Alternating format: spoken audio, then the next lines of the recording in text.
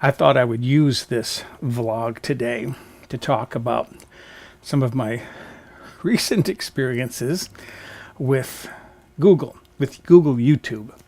A lot of people use YouTube to talk about YouTube. In fact, when I'm looking for something, I want someone to explain something to me about YouTube, I go to YouTube and I look at videos. Like Daryl Eves has some great videos that explain some of the various features of YouTube and how to make the most of them. He has a very enthusiastic presentation style. He really likes YouTube. He's very interesting and he's fun. He's fun to watch and very informative. Daryl Eves. I'll put his name down there in case you want to look up some of his videos.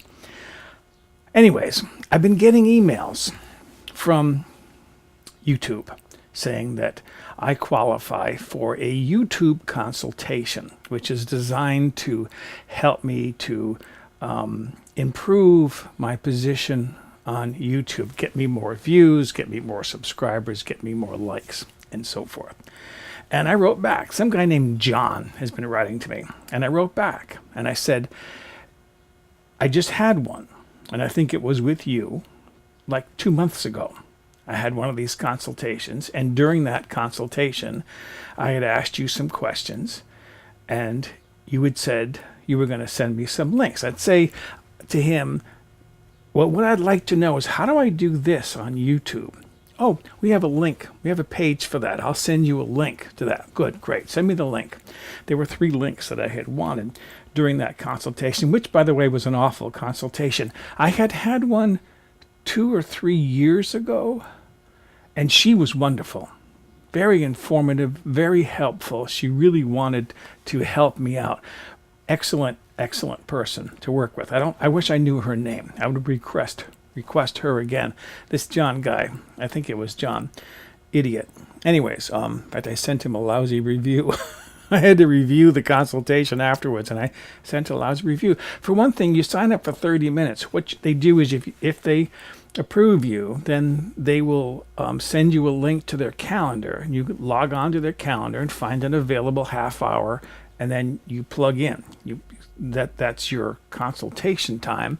Give them a phone number, and then they will call you, and for half an hour you have this consultation with them. John, I doubt, spent any more than 20 minutes with me, if it was John. You could tell he just didn't want to be there. I shouldn't be so judgmental, but I couldn't help but think probably some college kid who just was there to get a paycheck. And that's all he was interested in. He was not helpful at all. And like I said, he didn't respond with any of the links. But I was getting these emails saying, you qualify for a consultation. I would always respond and say, I just had one, but I didn't get the links that I wanted. Here are the links that I wanted. I wanted to know about this. No response to my emails. I don't get it. I just don't get it. And I like YouTube. I mean, I put my videos on YouTube. And I enjoy putting videos on YouTube. But not all people are equal, I guess, who work for YouTube. Anyways, a couple weeks ago, I got final notification as far as this consultation. And again, I responded back saying, okay, fine, sign me up. But tell me where I sign up. No links, no nothing. How do you sign up? Nothing. And again, no response. But what was good about this last final notification was it listed some of the areas where my YouTube channel needed work. So one of them, for example, was that 40% of the videos on my cooking channel, Mobile Home Gourmet, have custom thumbnails.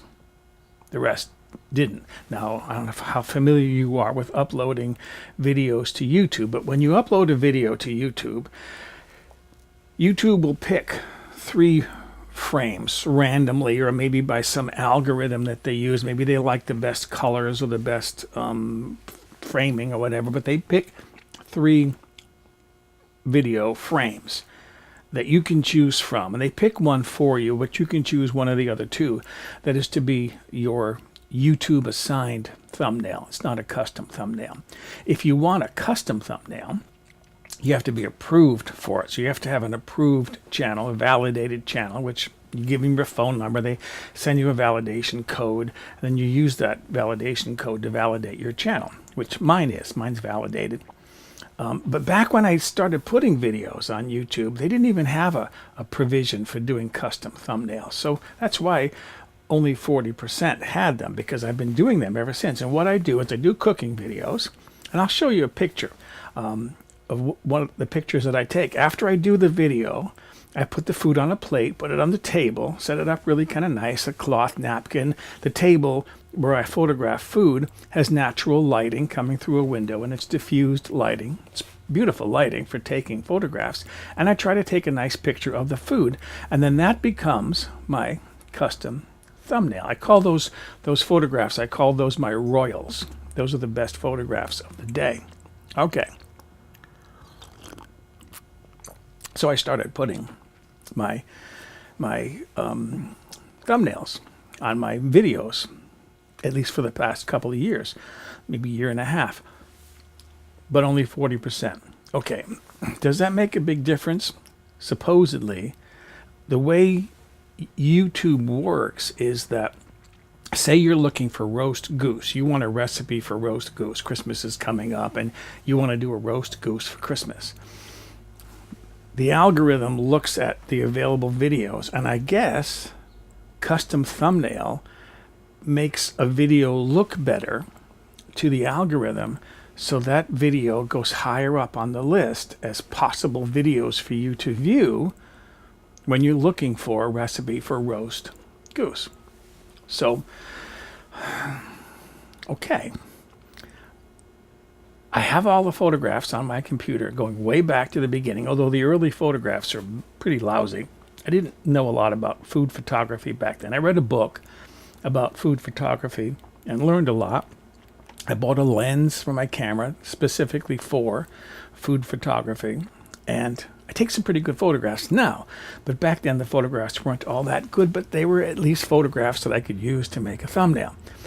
So I spent several days going through. I mean, I have 280 some odd videos on my cooking channel, plus there are 2 other channels. This one is one of them.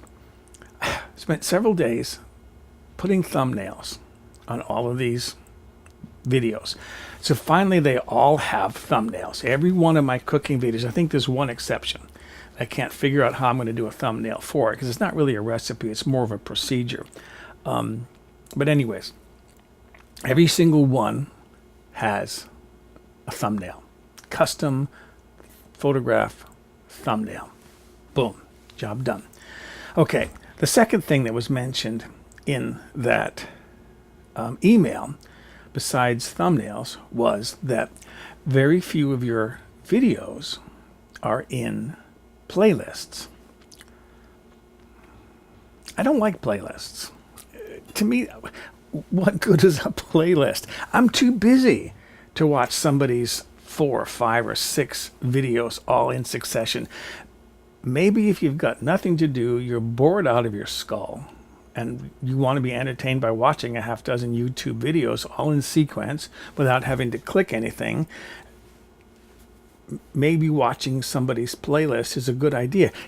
Do me a favor. If you make use of playlists, if you like playlists for watching videos or whatever, then below where the comments are, tell me why you like playlists. Tell me what it is about them that is useful to you, because I could use some help here. I don't know much about playlists. But anyways, what I did was I got onto YouTube and I asked, tell me something about playlists. And one of the video possibilities that came up was Daryl Eves. And as I said, I like the videos that he does.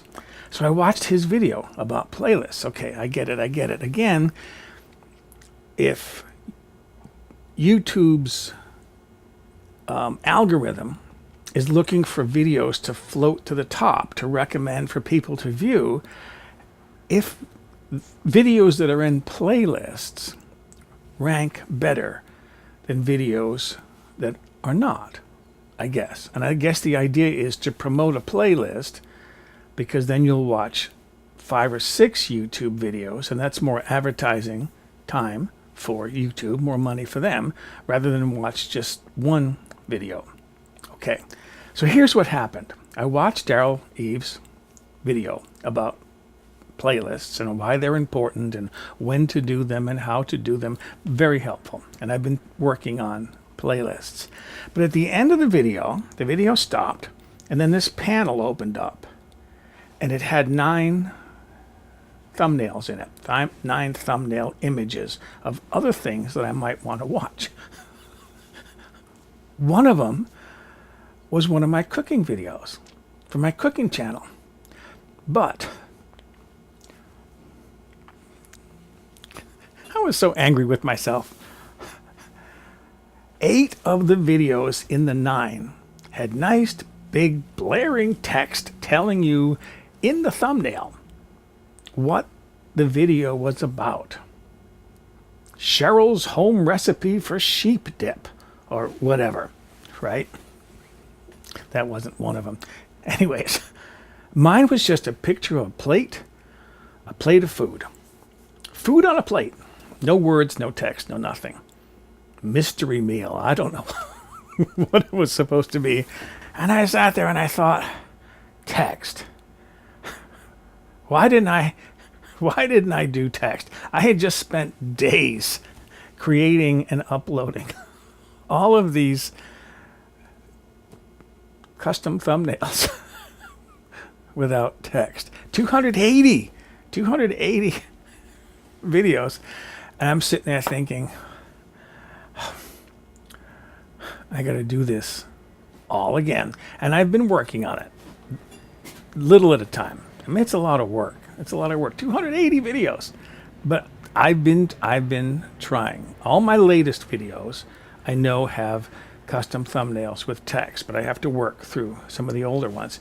And what I've also been doing is I've been trying to be a good boy, and creating playlists. I have this, I have a database on my computer. I was really good at database. Like, that was my job, involved maintaining database. It was my very first job at the university. I learned that I was really good at doing database. I think I talked about this in one of my earlier videos, but just really quickly, we had gotten a database. I knew nothing about computers. This was my first exposure to computers, but it wasn't configured right. We couldn't get it to run. It was for running a college bookstore. So I told the guy, the system operator, I said, give me a modem and a terminal, a dumb terminal. I'll log in and see if I can figure out how to get this thing configured. Well, I did it by reading all the source code in text. And eventually, it took me a couple of weeks, but I hacked the system, basically. I figured it out, how it worked. And then I started going through those subroutines and fixing them so that they would work and they did. They worked. And I was eventually sent to the school to learn how to run the software, and I knew how to run it. I had figured it out from the inside out. So what I would do is during breaks, lunch breaks, coffee breaks, and so forth, I sat down with the programmers. How do I do this? How do I do that? What is this for? What is that for? When I got back, they gave me full developers' rights over their computers. I had more rights than the system administrator. Full developer rights. I could write my own routines, compile them. It was great. That's how I learned how I could do database. So on my computer, I have a database of all my videos. I know what each of them are, what they're named, how long they are, what the URL is for YouTube, what the URL is for my website, information about each one. So what I'm able to do is filter. I can filter and get just specific ones, like shrimp. I can put in there, just give me anything that has shrimp in it. And then I can select those and then use those to make a playlist. My shrimp recipes, or my pie recipes, or chicken and noodle recipes, whatever it might be. So that's what I've been trying to do. Now, what is going to be the result of all of this? The thing is, my videos are monetized on YouTube. So YouTube gets some money because they can put advertisements on my videos, fine, and they give me a small percentage. I don't make much. In fact, lately, I don't even make $100 a month. I only get paid when they owe me at least $100 on the first day of the month. Then I'll get paid on the 21st. And then there are months when I don't get paid because I'm just not earning that much money. So I'm wondering if I have things in playlists, if I have videos, all the videos have custom thumbnails, now with text, what will happen? Will all this work of making playlists, making custom thumbnails, will it show up in my analytics as more income? And all I really care about is to make enough to pay the cost, because I have to buy food. My website, which is a place where all the recipes are stored and people can get all that stuff for free, my website has no advertisements on it. That comes out of my pocket. I have to pay to support that website. It doesn't generate any money. There is a donate button if people want to donate to the support of my website, but I might get one donation every 6 months, and it's like maybe $10. It's not enough. Sometimes I get 50. That's a nice donation, but I don't get a lot. But I don't care, because as long as the YouTube videos are making enough money to pay for the food and cover the expenses, I just want to break even. I'm not trying to make a lot of money on YouTube. I'm not trying to go viral and make millions of dollars like some people do. Speaking of which, I just saw a news report. Sad. Some guy and his wife or girlfriend were trying to do a viral video. He had started with the idea that a book could stop a bullet, and he talked his girlfriend into shooting him with a high-powered pistol, I guess, as he held a book up to his chest. He died. He died trying to make this viral video. That's tragic. Young guy. Girlfriend was young,